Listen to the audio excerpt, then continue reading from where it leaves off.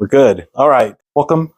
My name is Chris Cohen. I am a chiropractor, board certified neurology, working on concussion fellowship in concussion management right now. And as a hobby, I guess you could call it that, I study nutrition and everything and anything having to do with the body. I'm always looking at what can I find that is on the edge, right? What's leading the way? And so we're going to talk a little bit about inflammation, because there's a lot of, oh, I know about inflammation, and then it's, oh, wait, maybe I don't know about inflammation. Or more of, I think I know about inflammation. This is what I've heard. And so I'm going to probably burst a few bubbles and hopefully get people going, oh, look at this. This is a little different than I thought when I dig into something like this. So, I mean, obviously we get some biochemistry in school and we get some different coursework, but, like when I started looking at ketogenic diet and carnivore diet, I did an average of 2 to 3 hours a night for about 3 months before I did anything with it. Inflammation and these things, it's like there's topic familiarity. So how fast you can go through it obviously is going to pick up. Expertise as a pilot, you're going to go, oh yeah, this is easy. And it's going to take somebody else who doesn't have that background a whole lot longer. But everything that I do is research pretty thoroughly. And as a general rule, I have to find research or papers or something that supports that. A lot of this stuff I've been piecing together now from a doc. I've actually just been listening to this guy on YouTube. He's a medical doctor. He calls himself the carb addiction doctor. And he's a medical and he's a PhD in biochemistry. Like, okay, and I'm listening to how he's explaining stuff, and I just keep thinking to myself, if any of my biochemistry teachers would have taught it like this, it would have made life so much easier.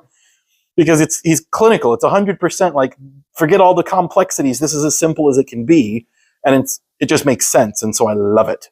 So I've been looking and thinking about this and how to put this together, and obviously I do this because I just want you guys to get better faster. That's kind of the goal. My mentor always said a good doctor is constantly trying to work himself out of a job, and I kind of take that to be real. Like, if I'm doing a great job, you guys aren't here every week for the rest of your life. You shouldn't be. Maintenance is one thing, but you should have tools and things that you can do on your own at home. And so this is going to be kind of a big part of it. Inflammation, really, what is it? And most importantly, how do we stop it? And maybe I shouldn't have said stop, because inflammation is actually a part of the healing process. But what is it? Inflammation comes from the Latin word, which means to set on fire, right? Easy to think about. Ways that you'll hear the medical profession talk about inflamed. Things are inflamed. The Latin ending is itis. So we've all heard things like arthritis. Well, the beginning of that word arth refers to a joint. So arthritis is inflammation of a joint. That's the biggest one I like to throw out there, because what do we all hear about? You go to the doctor, doc, this hurts. And they go, oh, it's just arthritis. And I go, time out. What do you mean just arthritis? Right? There's something going on here and it's on fire. Why is that on fire? If we talk about tendinitis, well, that's inflammation in a tendon. If you're unlucky enough to have a vasculitis, that's inflammation in a blood vessel, a vascular system. It can be life-threatening, right? So inflammation is not just like, oh, it's an annoyance. It's like, no, it can be pretty nasty.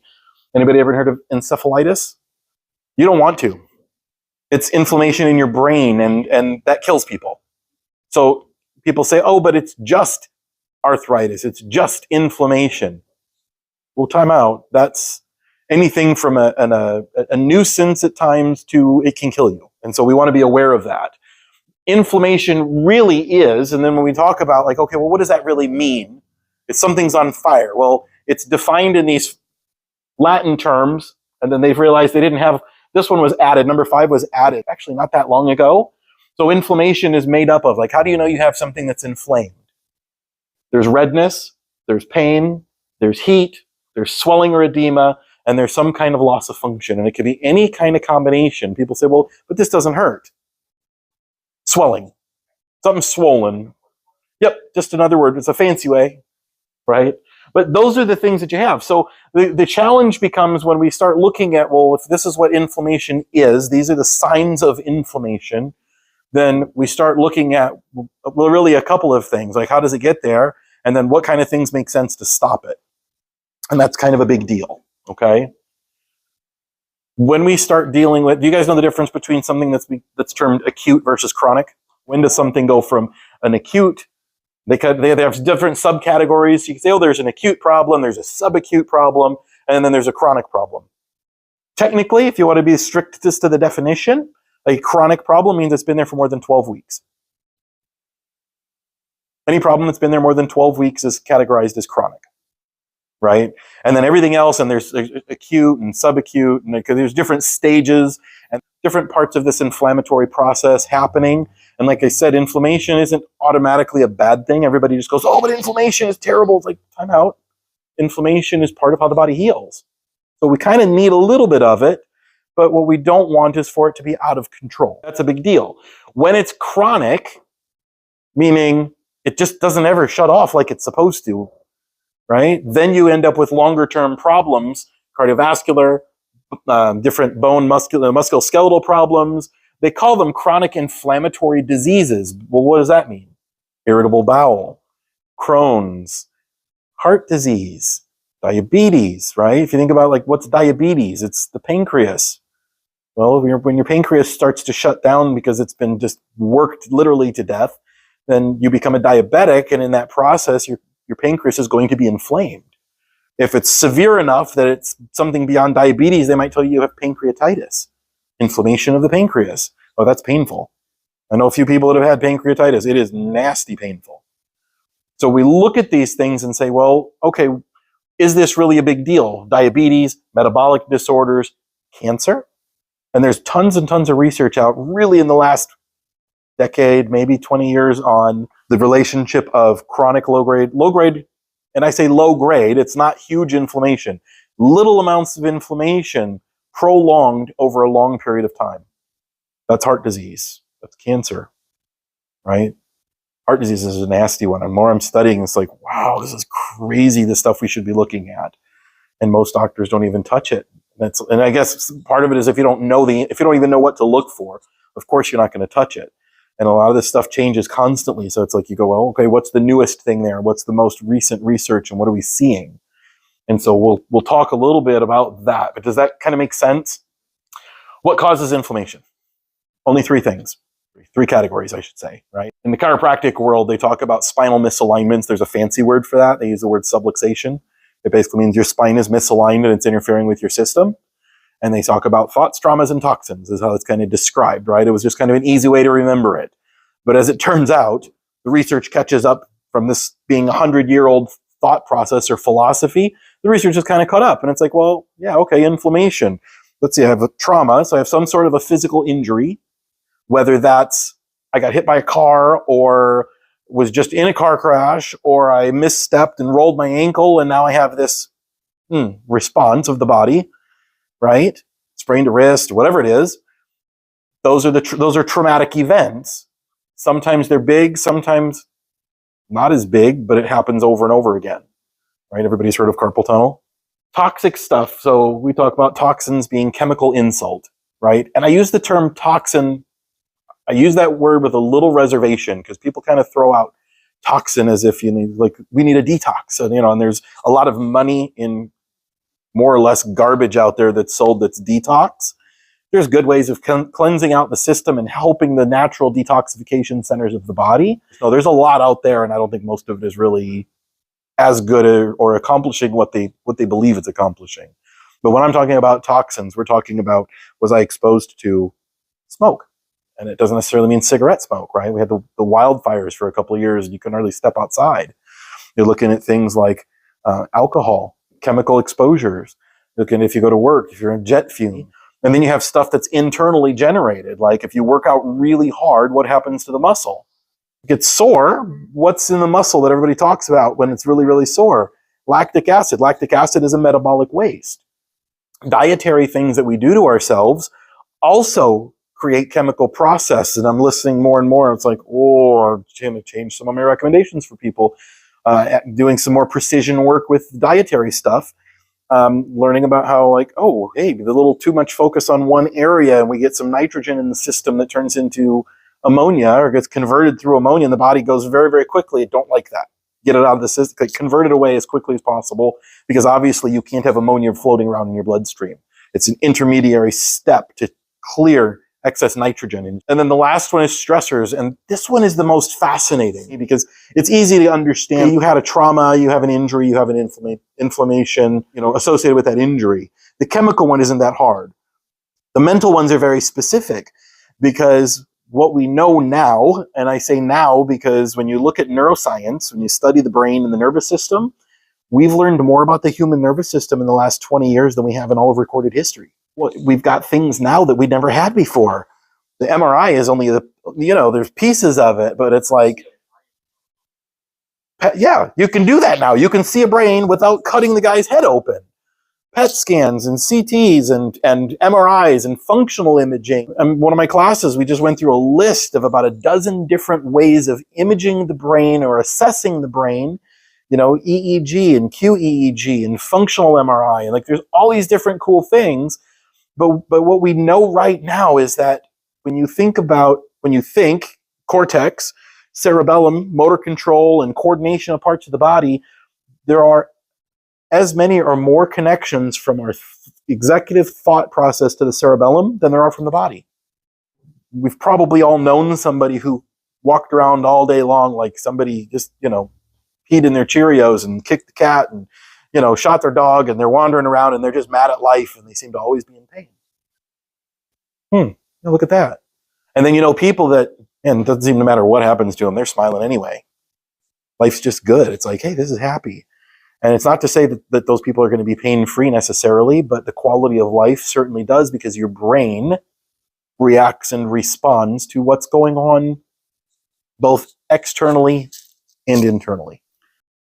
The game, if you guys ever want to try this, or maybe you guys just want to try this. So they say this expression that your brain doesn't know what's real from what is vividly imagined. You guys want to try it? You want to try something? Don't move. Close your eyes. Picture in your head a lemon. Nice, super big, beautiful gold, yellow skin. Okay? Cutting board's out, the knife is out. Take the knife and you slice through that lemon. Just one slice right down the middle. And you can open it up, you split it in half, and you see that juice just glistening. And you pick it up and you can smell it. Right? Everybody can kind of smell. We all know what lemon smells like. You smell that just beautiful lemon. And I want you to just imagine this. Picture this in your head. Take a nice big bite of that lemon right there. Now what you don't see, and I see it here, because you guys have your eyes closed, you can open your eyes. But what I saw was more than half of you went, as if you just tasted it. But did you? Yeah. No, I mean, I thought I did. Right.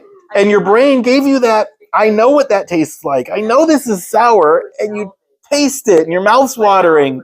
And you go, watching my nephew the first time with a lemon, and he grabs this thing, and he's going, and we all know that feeling.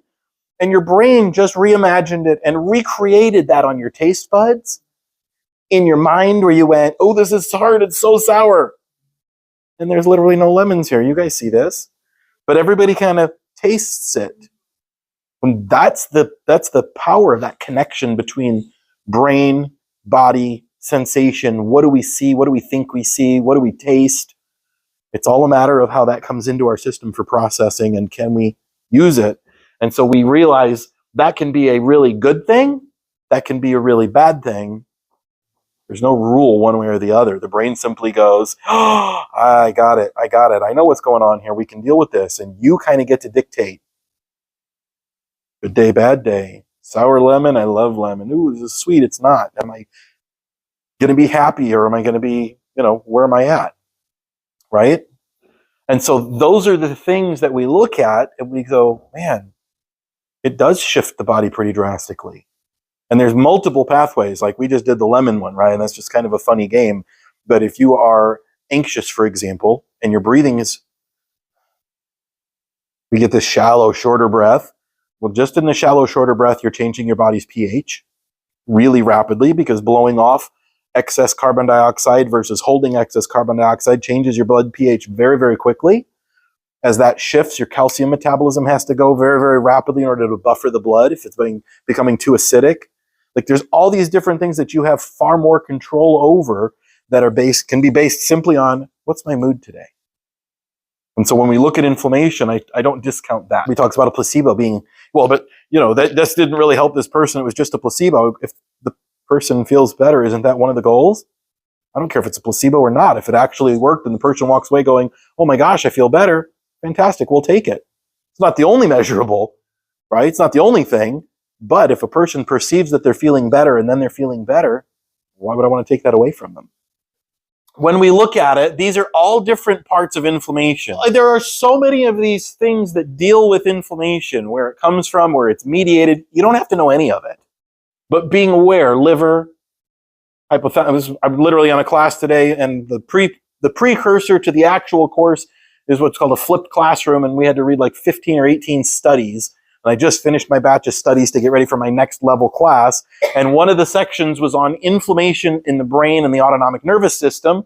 And we talked about the hypothalamus and the liver and tumor necrosis factor and interleukin 6 and 1. 10's not even on the list. I'm like, oh, 10 comes down the road if the problem's been there for 6 months. Like, oh, look at that. It's raising in 6 months later. So there's all of these chemicals, right? And that's the whole point of this slide, is just to kind of go, wow, there's a lot going on in here. Okay? And then I want to point out to you, because people go, well, if inflammation is the problem, I'll just take a Tylenol, I'll take an aspirin. But all that's doing is blocking one of the parts or one of the components of the function here, usually the pain signaling, and temporarily shutting off the inflammation. And it's the temporary that I have the biggest issue with. It's not an issue with you need a Tylenol or whatever, anti-inflammatory. Not the point. My point that I want you guys to walk away with is, if you're not addressing why your system is inflamed and you're covering it up with something like a medication, then you're doing yourself a disservice. And I think everybody can kind of grasp that. How do we counteract inflammation? You guys, if you've been around this office for anything more than about 10 minutes, you've probably heard me talk about doing a cold plunge. Cold plunges are like, it's a shock. No question. It is a shock. Stimulates the liver. In fact, if the cold plunge is done correctly, you completely stimulate, you activate the liver in a crazy cascade of things that helps to calm inflammation, increase endorphin production. You guys know what endorphins are? Your body's natural painkillers. My mentor, Dr. Burrow, used to say, he goes, you make your own dope. He was funny. He was a great guy. He says, you make your own dope, right? It's 1,000 times more powerful than morphine. Like morphine. We all know like morphine. Wow, that's pretty strong stuff. Yeah, endorphins are about 1,000 times stronger than morphine. And your body knows how to make it in just the right amount at just the right time, assuming it's getting what it needs: fuel, food, adjustments, rest, those things together. Hydrogen water. I've been talking with people about hydrogen water. There's about a dozen different studies that I've read in the last few months just on the benefits of hydrogenated water. You can get a bottle. I don't sell one. Everybody goes, where do I get one? Easiest way to do it, just go to Amazon and buy them. I got 2 because I wanted to try them, but it's definitely worth the short investment. The other way you can do molecular hydrogen is to buy little capsules or tablets. It's a chemical reaction. You drop them in the water, and as it responds and reacts, it generates hydrogen.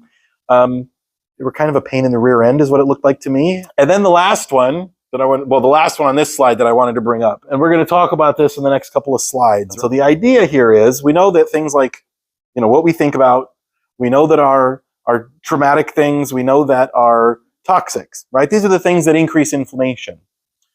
And we think about, well, what are the things I can do to stop inflammation, right? Medication, ice baths, molecular hydrogen, meditation, prayer. Like there's a lot of things. There's not one way.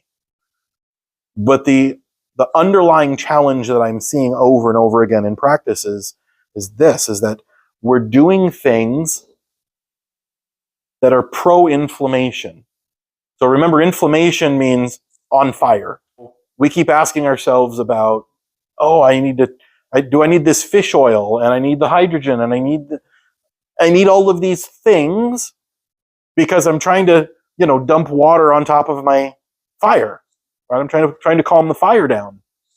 But then we don't pay attention to what we eat and drink and it's like coming in on the backside. So we're throwing anti-inflammatories on one end of it, and then on the other side of it, we're throwing gasoline right back into the fire. And we kind of know it, but do we know it like we live it? There was a Chinese proverb. They said, if to know and to not do is to truly not know. And I just think, yeah, we kind of know, but, there's not a shock. If I asked anybody here, is McDonald's healthy for anybody? Nobody's going to go, oh yeah, McDonald's is fine. It's healthy. It's like, no, it's not. And we all know it's not. That doesn't stop people from going in there. If they're McDonald's people, they're going to go in anyway. But we all know that we shouldn't. And so here's the thing we look at. The foods, the things that you're going to take in that help calm inflammation. Meats, dairy, assuming you don't have allergy. If you're like, can't do lactose, or usually it's casein that's the allergen. Lactose is a downregulation of the lactose enzyme the enzyme that helps break down lactose. The body will reduce or increase the production of enzyme, right? And I think everybody gets that concept. Like, everybody knows guys that have been drinkers. I remember work training with guys who were, I'm watching them drink beers like by the case. And you're like, oh my gosh, how are you drinking all that? And like 6 beers in and they're not even buzzed. I'm like, dude, 6 beers in, I'm on the floor. Like, forget it. There's nothing left of me. But you build up alcohol dehydrogenase, and your tolerance, your ability to process alcohol, goes through the roof. And the more you do it, the more you can tolerate of it, right? Your enzyme production goes up. You cut it away for a while, your enzymes go down. The guy who's drinking a dozen beers at night and takes a long period of time off, and he's no longer making that enzyme in the abundance, goes back and starts drinking again. Boy, he's going to feel it. He's going to feel it. So that's the one with the dairy. If you truly have a dairy allergy, it's the protein in it, generally speaking, the casein. But be aware you still have options like goat, sheep, like sheep cheeses. I don't recommend drinking sheep milk. It's kind of nasty. Or I don't drink milk anyway, but if you're a milk drinker, goat milk actually has proteins that are the closest to human milk that's out there. Goat cheeses, like if you get a really good feta cheese, Costco sells one. It's imported from Greece. Oh, it's fantastic. The real salt, and I say real salt, I don't mean real versus fake salt. I mean the brand is called Real Salt, and I think you guys have all seen it here. Electrolyte balanced, mineral-rich salt. If you get dehydrated and you go to the emergency room or an urgent care and they have to give you an IV to help hydrate you, what do they give you? Salt water. Why don't they give you pure water? Because it'll make you worse really fast. They give you salt water. So I simply look at it and say, we want to make sure we're using the best brand, the best quality of salt. If somebody can find a better one, let me know. Used to be the Himalayan Pink, but now everybody sells it with the name Himalayan Pink, and most of them aren't that great, right? This one is the one brand that I can say I've researched thoroughly enough to go, you got me. I'm happy. I'm satisfied with it. I've seen the results over and over again. So it's a good one. And you use as much of it as you like on your food. If you don't getting enough of it on your food, throw some sprinkles in your water. If you're not getting enough of it that way, how do you know you're getting enough? Well, if you're getting like Charlie horse, cramps in the legs, things like that, your electrolytes are off balance. I'll mix up an ounce of water and about a half a teaspoon of that salt. Oh, it's strong. It's strong. It's like, oh, it's saltier than the ocean, I promise. And you take a shot and you chase it down with at least 12 ounces of just clean water after it. And usually people kind of take that, they'll cramp. I give them the salt shot and they go, oh, doc, that's terrible. I go, I know, quit making faces. How's your cramp? And they go, oh, the cramp's gone. Thanks. It literally works that quick for most people. A couple guys keep it in a little bottle by the bedstand. Nighttime they get a night cramp. Oop, take a quick gulp and it's gone. Like really goes that very quickly. Okay.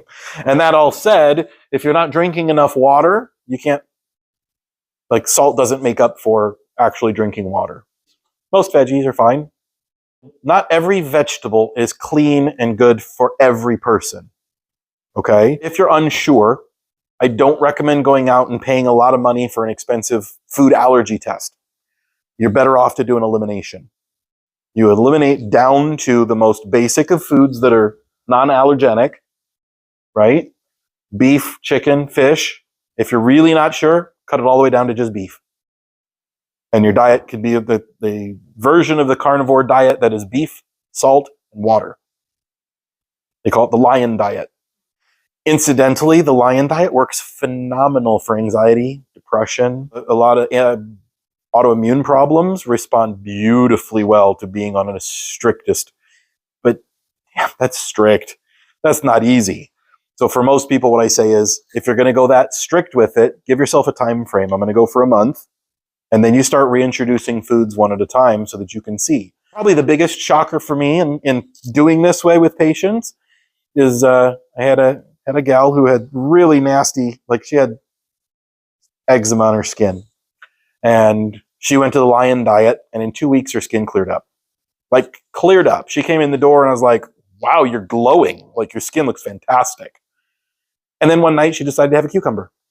And the next day she woke up and her hand had broken out again. Like, oh, well, look at that. And she tested it a couple of times over and realized she can't do cucumbers. Okay. Well, that doesn't mean nobody can do a cucumber. Like, I seem to tolerate them just fine.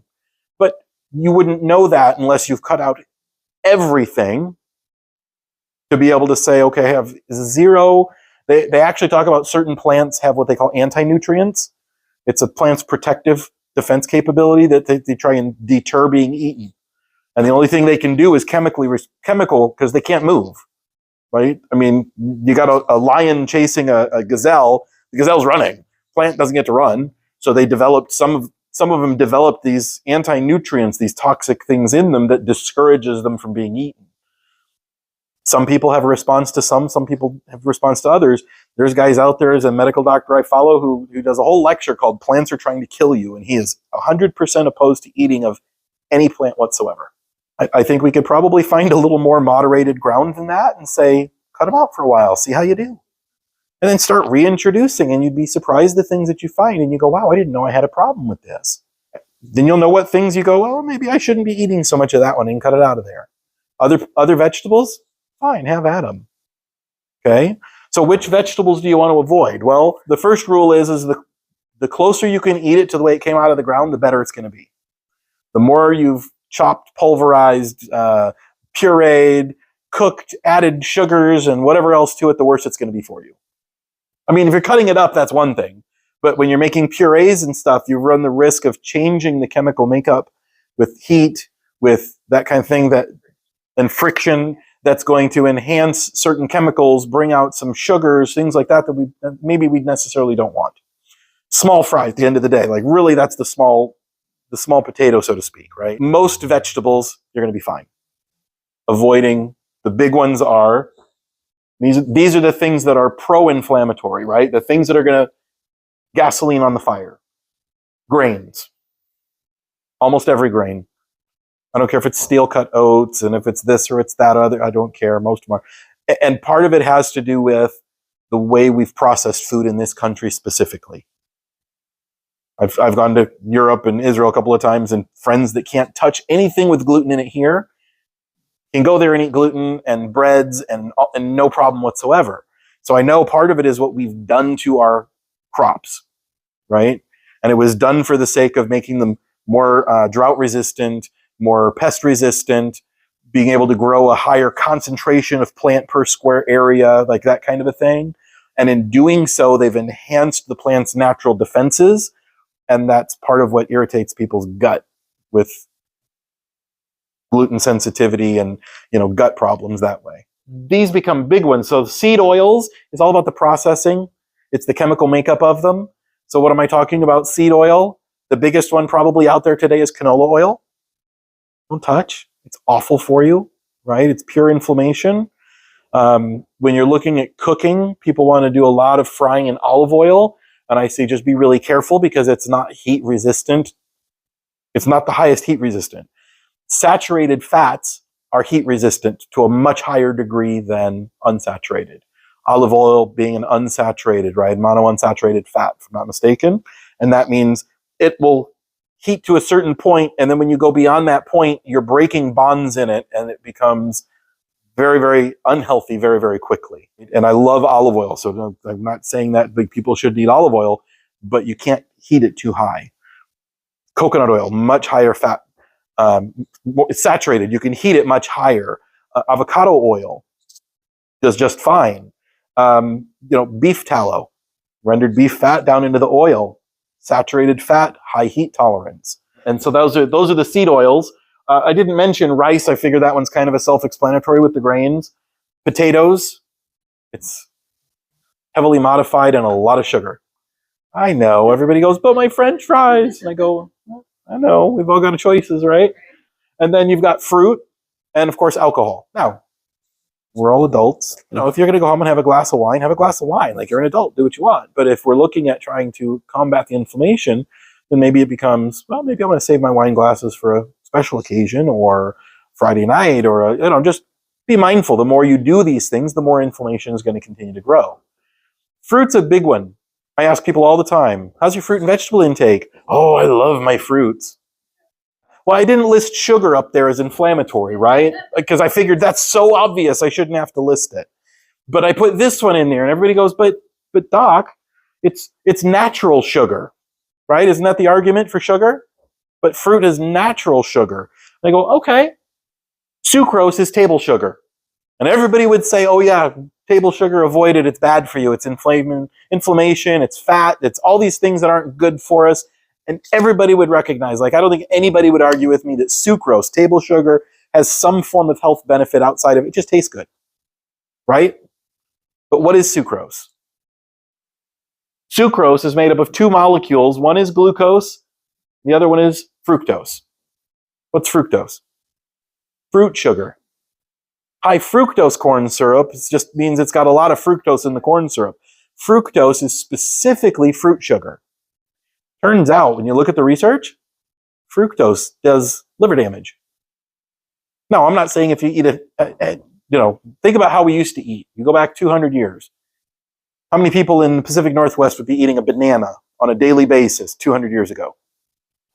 Nobody. Would you be eating a watermelon or a cantaloupe? Nope. What would you be eating for fruits? Apples. Apples year-round? In here? In the fall, a couple of weeks maybe. Berries, probably in the summer, fall for a couple of weeks here and there. And then you'd be eating meat, probably a lot of salmon, seafood, right? Maybe potatoes in your storage, but think about you look at the cycle, you go, okay, you get bears and they hibernate. And what do they do before they hibernate? Put on weight as much as they can. Berries, sugars, breaks down into the glucose and fructose. The glucose drives your blood sugar up. The fructose affects your liver, goes straight in, and creates problems in the liver. High fructose diet causes liver damage, like cirrhosis and fatty liver, and it's like nasties. When I was younger, I worked at a McDonald's. 8 years. You guys all remember Super Size Me? The guy who ate McDonald's, every meal of McDonald's. If you haven't seen it before, you should absolutely watch it. He does this experiment where he eats McDonald's every meal, everything. He goes for 30 days. If it doesn't come across the McDonald's counter or out the drive-through window to him, he's not eating it. His liver enzymes went through the roof. Everything was a mess. He was in rough shape in a month.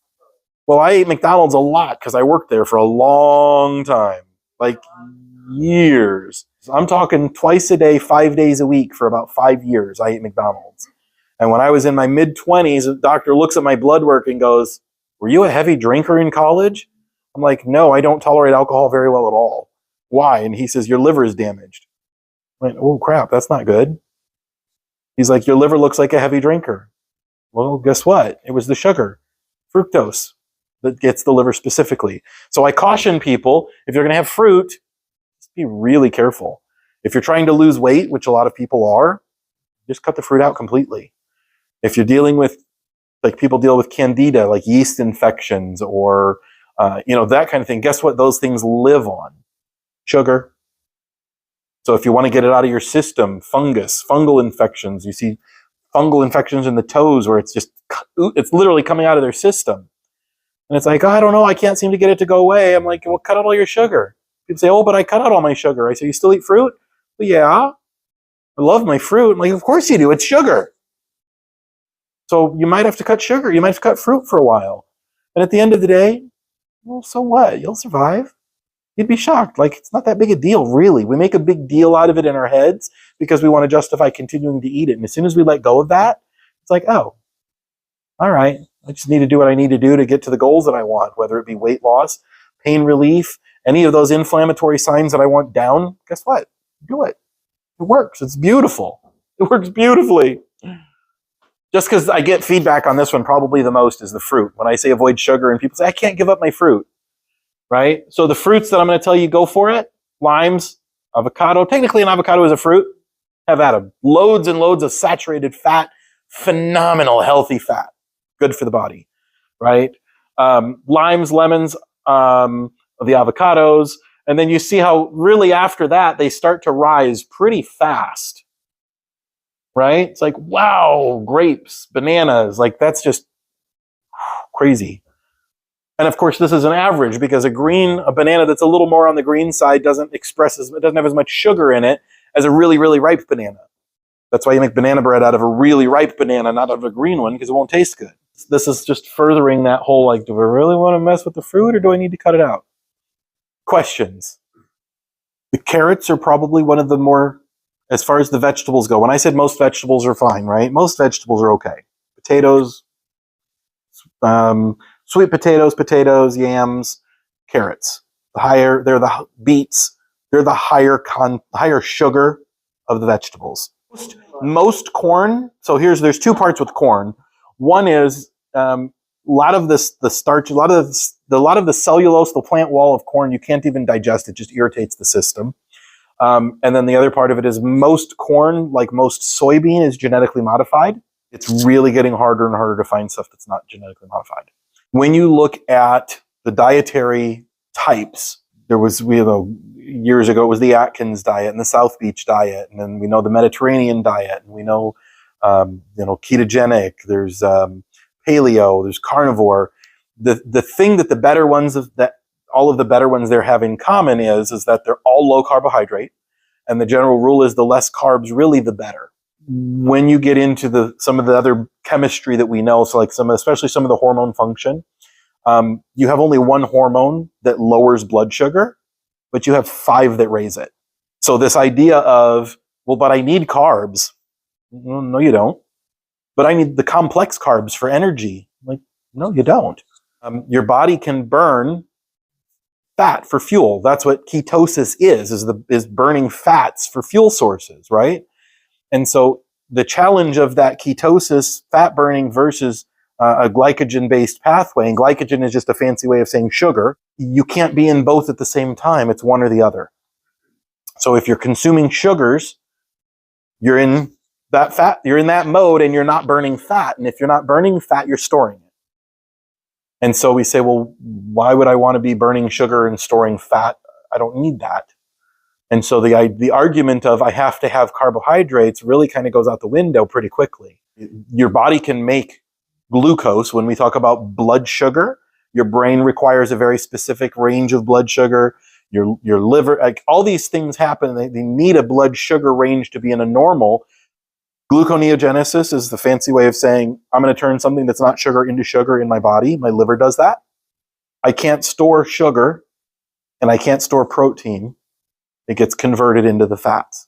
So this is one of the modifications that I've been looking at, is really how much fat am I telling people, or how much protein are they needing and how much fat are we needing? And the interesting part of it is that fat, one, tastes good. I mean, that's most of, like a steak tastes like a steak because of all the fat in it. If you get a super lean steak, it doesn't taste that good, right? It's the fat that gives it the best flavor, and it's the fat that satiates the most. It makes you feel the most satisfied, the most full with it. And so increasing fat, because I want to stay in a fat burning mode, I want to stay in ketosis, but not just ketosis, really what's more specifically what we would call fat adapted ketosis. There's some new tests. I need to be looking at some new ratios to see, is this really too much protein even for an individual? And I need to make up that energy need with the fats. If you're going to do eggs, fry them in butter. Fantastic, right? I do. Sprinkle a little cheese on top. I'm not pure carnivore. I find that I float back and forth, but after listening to this, I'm like, ooh, got to change my fats. I'm rearranging my own dietary needs just to kind of remap some things and go get some blood tests and see, like, okay, how's my system now doing with this? Am I getting my ratios balanced better?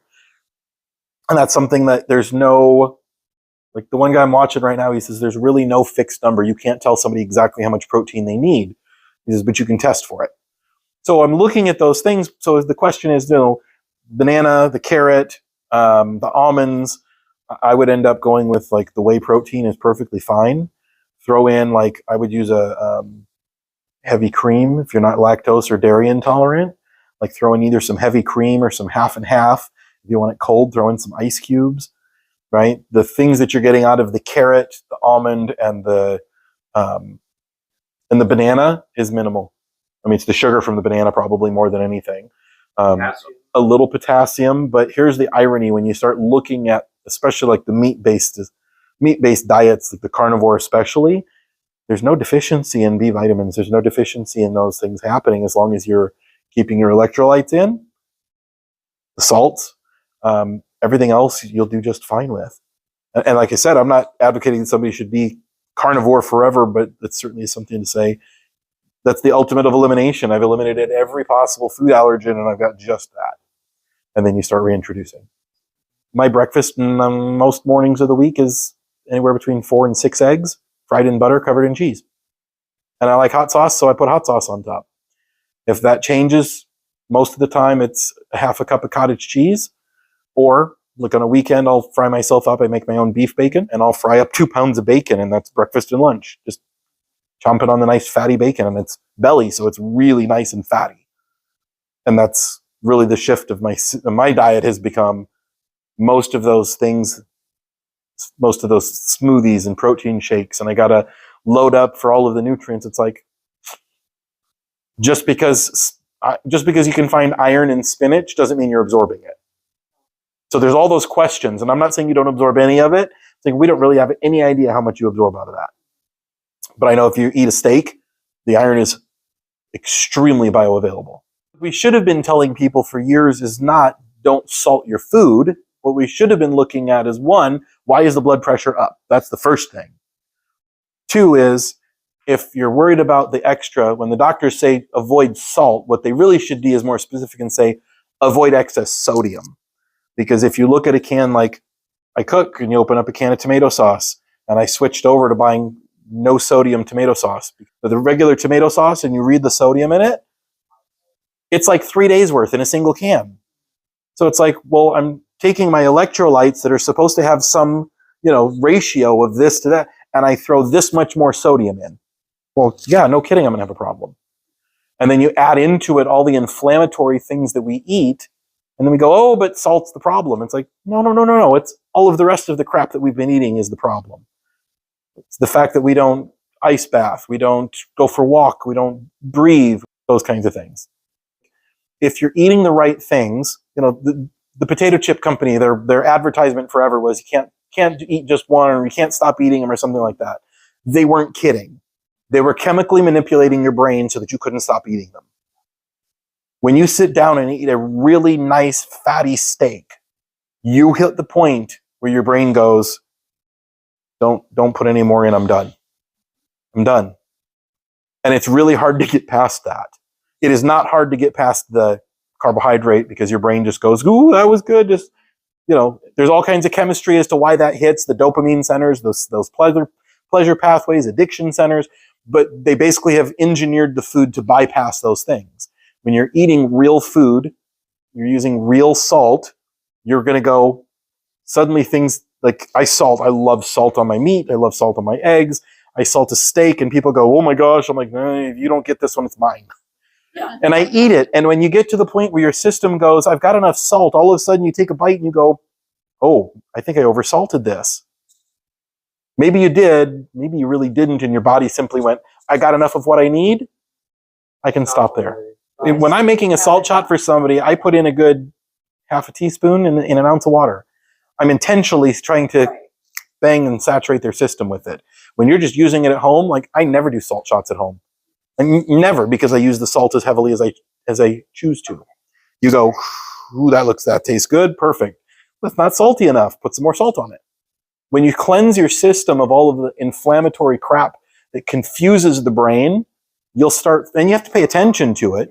You'll start finding your natural rhythms. You'll start finding your natural sleep cycles. You'll start finding your natural, how much salt do I need? You'll start finding, am I hungry? When we stop eating out of habit, when we stop eating out of, well, it's this time of day, I'm supposed to eat at this time of day. It's like, well, am I hungry? Am I thirsty? And I confuse my thirst for hunger. We eat because we're thirsty and we don't recognize the difference. So you start asking yourself, am I actually hungry? Am I actually thirsty? What do I actually need? And you take a big gulp, a big thing of water, and you go, yeah, I guess I wasn't hungry after all. Well, then guess what? Don't eat. Perfectly okay. We get hung up on, I have to eat 3 meals a day. No, you don't. No, you don't. Eat when you're hungry. Eat when you're hungry. It works. And if you can't go, like, this is one of the things we look at. It's like, if you're not sure about your blood sugar metabolism, ask yourself, how do I do if I haven't eaten for 4 hours? If you get a little shaky, your blood sugar metabolism is having a problem, right? You can get hungry. Like, I'm mostly fat adapted diet right now. I can go 6, 7, 8 hours. Am I hungry? Yeah, I'm hungry, but I'm not shaky and, oh no, I can't make it through my day.